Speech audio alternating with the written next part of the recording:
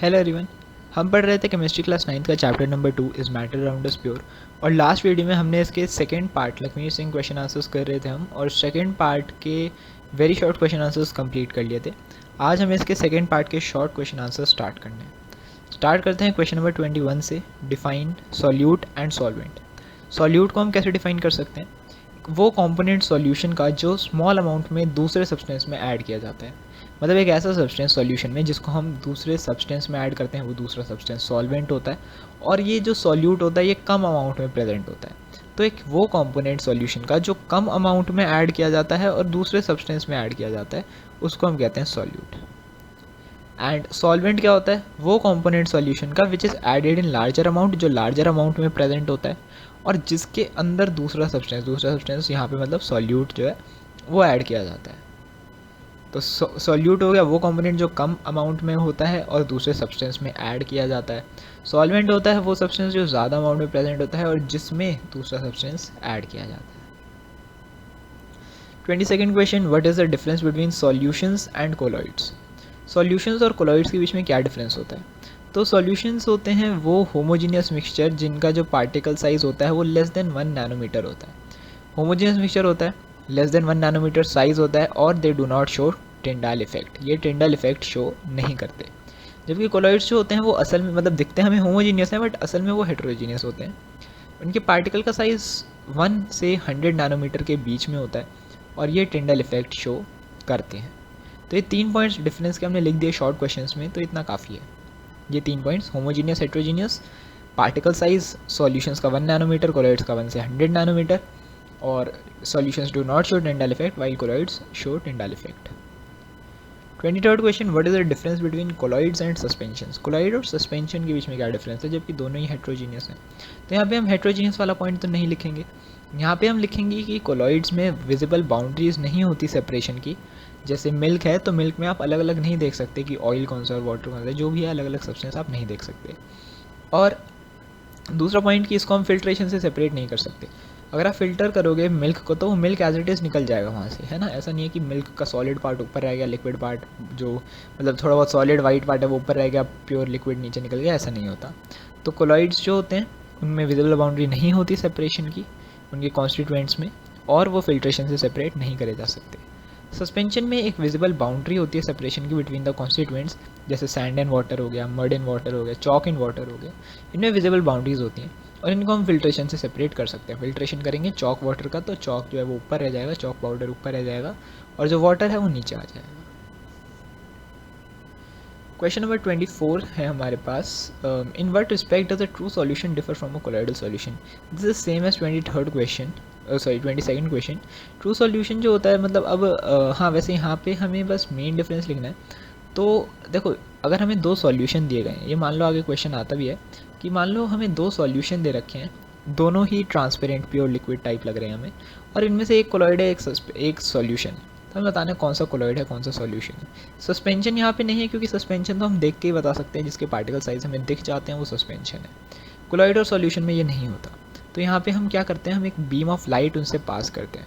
जो Tyndall effect show कर रहा है उस बीम ऑफ लाइट का पाथ जो है वो विजिबल है, जिसमें वो टिंडल इफेक्ट शो कर रहा है वो कोलॉइड है, और जिसमें पाथ विजिबल नहीं है मतलब जो टिंडल इफेक्ट शो नहीं कर रहा वो हमारे पास सॉल्यूशन है।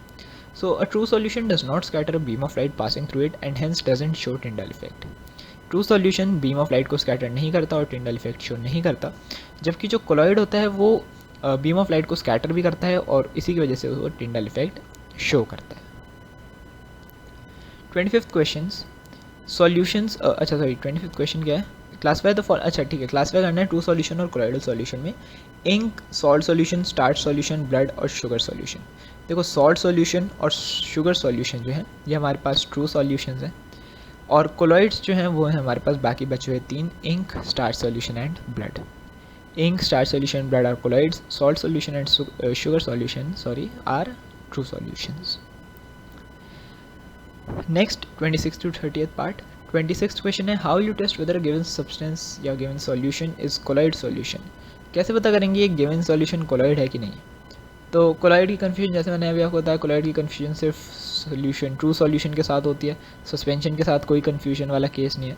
तो हम क्या करेंगे, कोलॉइड से बीम ऑफ लाइट पास करेंगे। अगर वो बीम ऑफ लाइट जो है उसका पाथ विजिबल है, मतलब वो टिंडल इफेक्ट शो कर रहा है सॉल्यूशन, तो मतलब वो सॉल्यूशन कोलॉइड है। अगर नहीं कर रहा तो नहीं है, बट अगर कर रहा है तो that is a colloid. 27th question, explain what happens when a beam of light is pass through a colloidal solution. अगर एक बीम ऑफ लाइट पास होती है कोलॉइडल सॉल्यूशन से, then the path of light becomes visible, वो path of light visible हो जाता है, और इसी को हम कहते हैं टिंडल इफेक्ट। मतलब ये टिंडल इफेक्ट ही होता है कि जब कोई लाइट पास होती है तो वो स्कैटर हो जाती है, जिससे उसका पाथ विजिबल हो जाता है, तो that is Tyndall effect, colloid उसे शो करता है।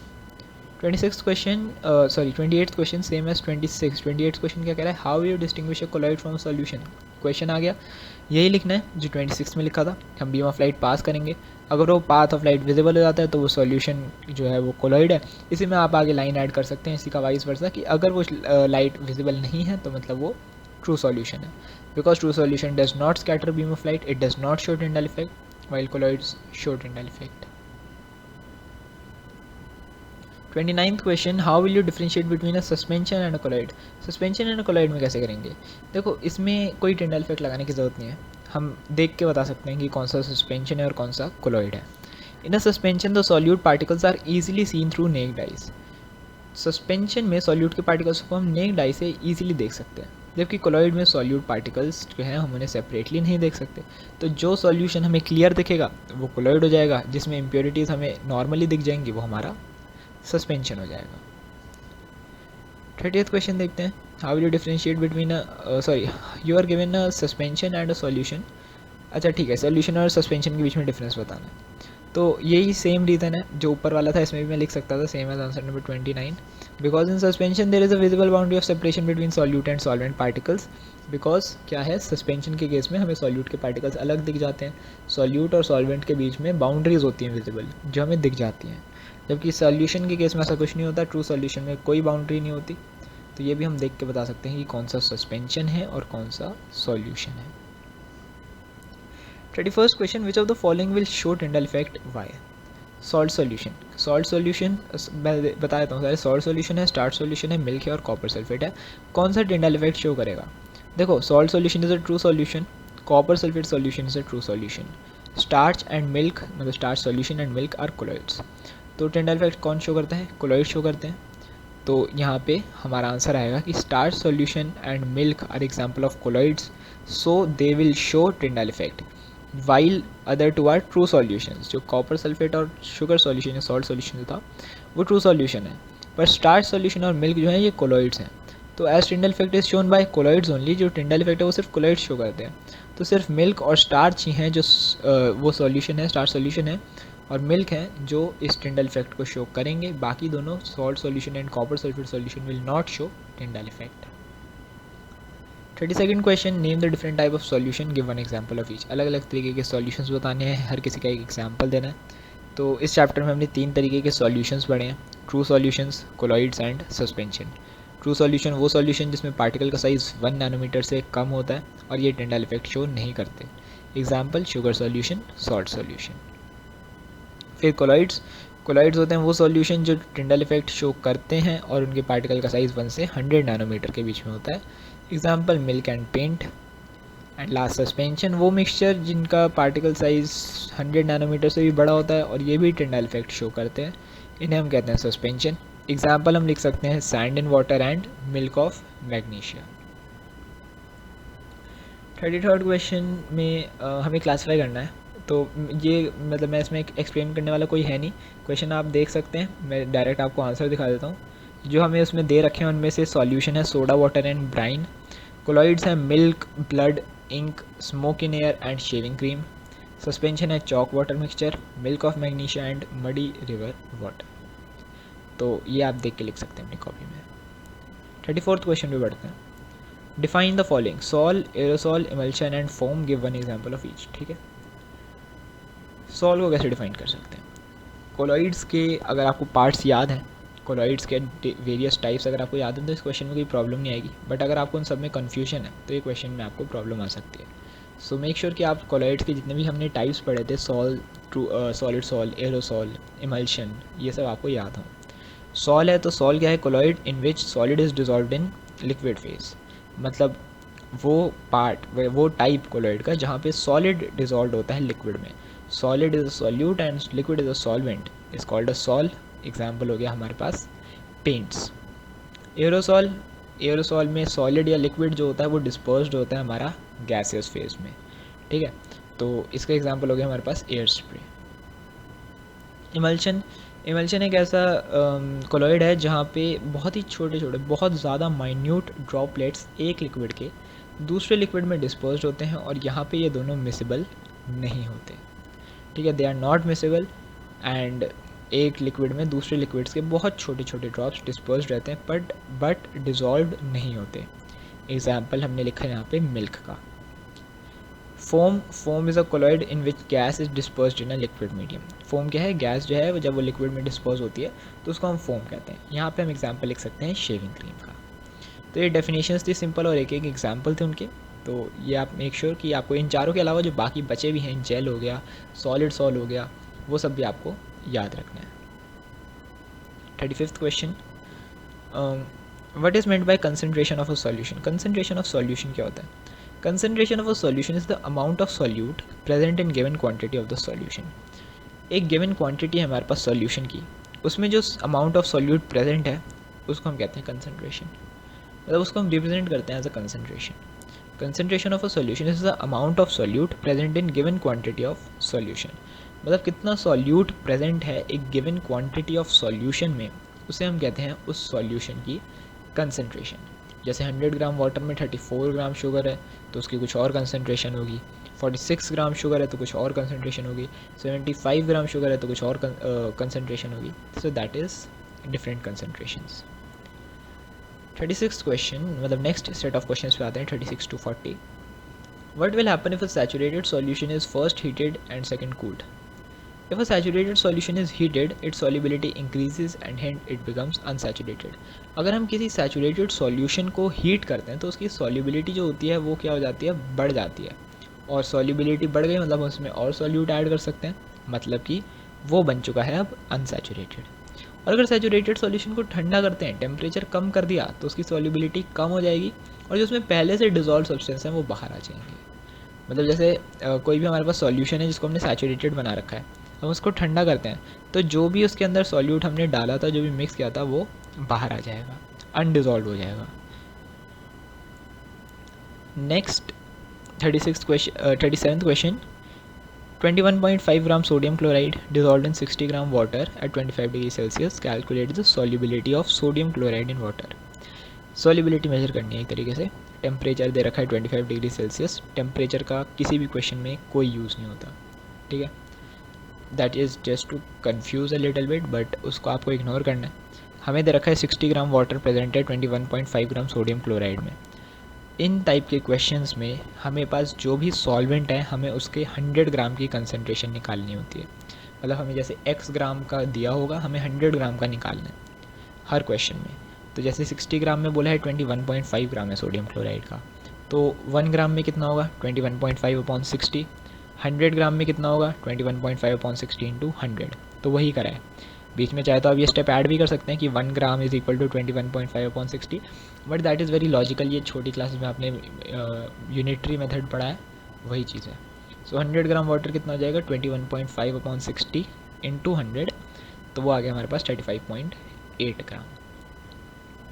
सो the concentration is so the solubility is 35.8 gram. ठीक है. Next answer number 38. 9.72 gram potassium chloride dissolve in 30 gram of water at इतने degree Celsius, 70 degree Celsius. Calculate solubility of KCl. तो वही चीज़ 30 gram water में कितना है 9.72 ग्राम, तो 100 ग्राम वाटर में कितना होगा 9.72/30 × 100. तो इसको सॉल्व करते हैं. 97.2/3 आ गया, मतलब पूरा सॉल्व किया. कैलकुलेशंस कर लेना आप अपने आप, कॉपी में करना है इसे. तो 32.4 ग्राम आएगा.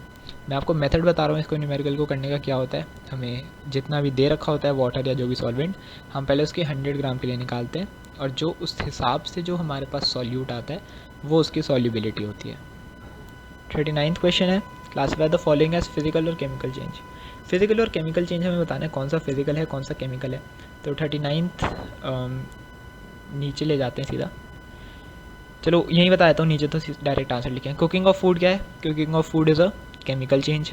Boiling of water, physical change. Cutting of trees, physical change. Dissolving salt in water, physical. Digestion of food, chemical. Melting of ice, physical. अब देखो मैंने बता दिया आंसर, रीज़न बता देता हूँ सबका एक साथ। किसी भी चेंज में जब एक नया सब्सटेंस फॉर्म होता है, नया सब्सटेंस इन द सेंस कि उसकी नई प्रॉपर्टीज़ हैं, ठीक है, और हीट रिलीज़ हो रही है या फिर वो इरिवर्सिबल है, तो वो होता है केमिकल चेंज। अब यहाँ पे सिर्फ कुकिंग और फूड और डाइजेशन ऑफ फूड का केमिकल चेंज है, क्योंकि दोनों केसेस में क्या होता है, जब फूड कुक हो रहा है तो जैसे मान लो एक चपाती बन रही है, तो वो बन रही है आटे से। अब जो फ्लोर है, जो आटा है, उसकी प्रॉपर्टीज़ अलग होती हैं, ठीक है, और जो उससे रोटी बनी है, चपाती बनी है, उसकी प्रॉपर्टीज़ अलग होती हैं। तो that is a chemical change, और ये एक इरिवर्सिबल प्रोसेस है, हम रोटी से वापस आटा नहीं बना सकते। Digestion of food similarly is also a chemical process, क्योंकि यहाँ पर केमिकल चेंज बिकॉज यहाँ पे भी केमिकल रिएक्शंस इन्वॉल्व होती हैं, हमारी बॉडी में केमिकल रिएक्शंस होती हैं जिससे ये फूड डाइजेस्ट होता है। बाकी सारे फिजिकल चेंज हैं, देखो काफ़ी ऑब्वियस है बाकी सारे फिजिकल होंगे, क्योंकि बॉइलिंग ऑफ वाटर क्या है, वाटर बॉईल कर रहे हैं हम, बस वो स्टीम बन रहा है, वाटर से स्टीम बन रहा है, सेम ही तो चीज़ है, बस अपनी वही तो बदल रहा है, वो फॉर्म ही तो बदल रहा है। So that is a physical change. Salt in water को डिज़ोल्व करना है, डिज़ोल्विंग सॉल्ट इन वाटर, अब इसमें कोई नया सब्सटेंस तो फॉर्म नहीं हुआ, सॉल्ट एंड वाटर का मिक्सचर ही है। मेल्टिंग ऑफ आइस, आइस बस अपनी फॉर्म बदल रहा है, वो वापस पानी बन रहा है, ये तो रिवर्सिबल है, हम पानी को जमाएंगे दोबारा आइस बन जाएगी। कटिंग ऑफ ट्रीज़, अच्छा कटिंग ऑफ ट्रीज़ में आप बोलोगे ये तो इरिवर्सिबल है, बिकॉज एक पेड़ एक बार कट गया, वही पेड़ आप दोबारा थोड़ी लगा सकते हो। सो दैट इज़, यहाँ पे कोई नया सब्सटेंस फॉर्म नहीं हो रहा, हमने सिर्फ एक ट्री को कट किया है, ना कोई हीट इवॉल्व हो रही है, ना कोई नया सब्सटेंस फॉर्म हो रहा है। हाँ, बर्निंग ऑफ वुड या burning of trees a chemical change, but cutting of trees is a physical change. तो ये आंसर्स यहाँ पे लिखे हुए हैं। केमिकल मतलब आप देख लेना, सिर्फ फर्स्ट वाला और फिफ्थ वाला केमिकल हैं, बाकी सारे फिजिकल चेंज हैं। Next, which of the following are physical and chemical again? Burning of magnesium wire, burning of magnesium wire is a chemical change. Magnesium wire burn होती है तो नया प्रेसिपिटेट बनता है, मतलब पूरी रिएक्शन में एक्सप्लेन नहीं कर रहा, बस बर्न हो रहा है ना, तो बर्न हो रहा है तो एक तो हीट में चेंज आ रहा है और दूसरा नया सब्सटेंस भी फॉर्म होता है इसमें, तो ये एक केमिकल चेंज है। Freezing of water to form ice is a physical change, ठीक है, ऑब्वियस है। Rusting of iron, rusting of iron में नया सब्सटेंस प्रोड्यूस होता है, आयरन जो है वो हट के रस्ट बन जाता है, नया सब्सटेंस फॉर्म हो रहा है, केमिकल रिएक्शन हो रही है, तो ये केमिकल चेंज है। Glowing of an electric bulb is again a physical change, bulb जल रहा है, उसे स्विच बंद करोगे तो बल्ब बंद हो जाएगा। 41 to 45 questions. Classify the following as physical और chemical change. Formation of curd from milk. Formation of curd from milk क्या है? Chemical change है, क्योंकि कर्ड से फिर वापस मिल्क नहीं बन सकता। Condensation of steam is a physical change. अच्छा, थर्ड वाले पे भी आते हैं। फोर्थ वाला, breaking of a glass tumbler is also physical change, क्योंकि बस कांच का ग्लास टूटा है, भले ही रिवर्सिबल ना हो बट कोई नया सब्सटेंस फॉर्म नहीं हुआ। Growth of a plant is a chemical change as well as a physical change. ये एक ऐसा है जो डिफाइंड नहीं है। इस क्वेश्चन मतलब ये क्वेश्चन एक तरीके से हम कह सकते हैं कि अच्छे से डिफाइंड नहीं है, because growth of a plant अगर हम बाहर से बात करें, सिर्फ बाहर से, तो क्या हो रहा है, प्लांट सिर्फ बड़ा हो रहा है, चेंज तो नहीं हो रहा। मतलब प्लांट था वो पहले भी, अब भी वो प्लांट ही, मतलब प्लांट से ट्री हो गया एक तरीके से, बस ग्रोथ ही तो हो रही है। बट अगर अंदर से देखें तो अंदर वहाँ पे अलग अलग केमिकल रिएक्शंस हो रही हैं, ठीक है, केमिकल रिएक्शंस होती हैं प्लांट के अंदर, फोटोसिंथेसिस होता है जो एक केमिकल रिएक्शन है, तो ये सारे केमिकल रिएक्शंस हैं। तो अगर हम बाहर से बात करें सिर्फ ग्रोथ की, तो वो तो एक फिजिकल चेंज है, बट अगर हम अंदर से बात करें, रिएक्शंस वगैरह को इंक्लूड करें, तो वो एक केमिकल चेंज है। तो यहाँ पे हमें एक बार से एक वेल डिफाइंड क्वेश्चन नहीं है, तो हमने दोनों आंसर यहाँ पे लिख दिए कि वो फिजिकल चेंज भी हो सकता है और एक केमिकल चेंज भी हो सकता है। 42nd question, separate the following into physical and chemical change. Again, sublimation of a solid is a physical change. चलो यहाँ पे मतलब वही एक्सप्लेन करने वाला कुछ है नहीं, मैंने इसमें एक टेबल बना रखी है, ये आपके पास क्वेश्चन है, इनमें जो जो पॉइंट्स हैं वो यहाँ पे लिखे हैं। फिजिकल चेंज मतलब जो ऊपर हमें अलग अलग पार्ट्स दे रखे थे, उनमें से फिजिकल चेंज के अंदर आता है sublimation of solid, formation of cloud and making of fruit salad. Chemical change में आता है decomposition of water and adding CO2 in water. मतलब डीकम्पोजिशन ऑफ वाटर पूरा दे रखा था ऊपर, बाय यूजिंग इलेक्ट्रिसिटी या बाय पासिंग इलेक्ट्रिसिटी, वो केमिकल चेंज है। और adding CO2 in water is also a chemical change.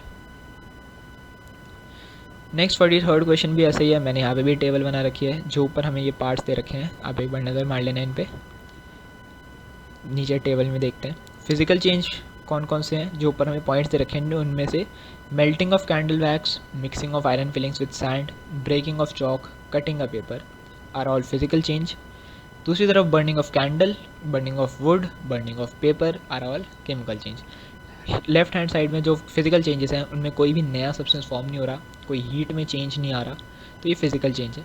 Chemical change है राइट साइड की तरफ, क्योंकि वहाँ पे एक नया सब्सटेंस भी फॉर्म होता है और तो और हीट भी रिलीज़ हो रही है या अब्जॉर्ब हो रही है, so that is a chemical change. 44th question, sea water can be classified as homogeneous as well as heterogeneous. Comment.